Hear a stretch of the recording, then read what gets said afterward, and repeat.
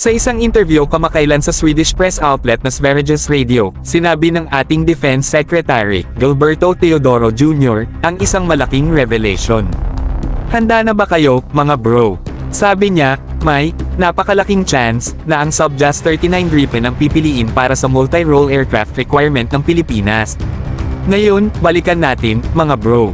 Bagamat hindi pa tiyak na nabanggit sa opisyal na dokumento mula sa Department of National Defense at iba pang ahensya ng gobyerno ang JAS-39 Gripen C, di bilang eroplano na bibilhin sa ilalim ng Multi-Role Fighter Acquisition Project ng Philippine Air Force, lahat ng mga clue ay nagtuturo sa direksyon na yun.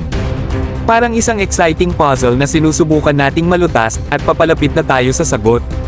Ang mga pag-uusap, negosasyon, at kasunduan sa Sweden, kasama ang iba pang mga palatandaan, ay parang mga breadcrumbs na nagtuturo ng direksyon patungo sa JAS-39 Gripen. Ito na, mga bro, malapit na nating maranasan ang paglipad nito sa ating mga langit. Ngayon, heto ang plot twist, mga bro.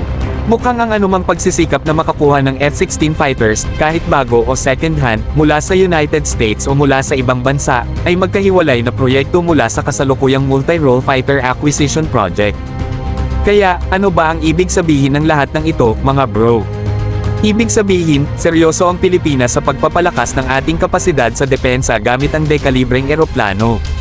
Ang Subjas 39 Gripen ay isang puwersa na dapat respetuhin, at kung makuha ito, hindi na magiging pareho ang ating mga langit.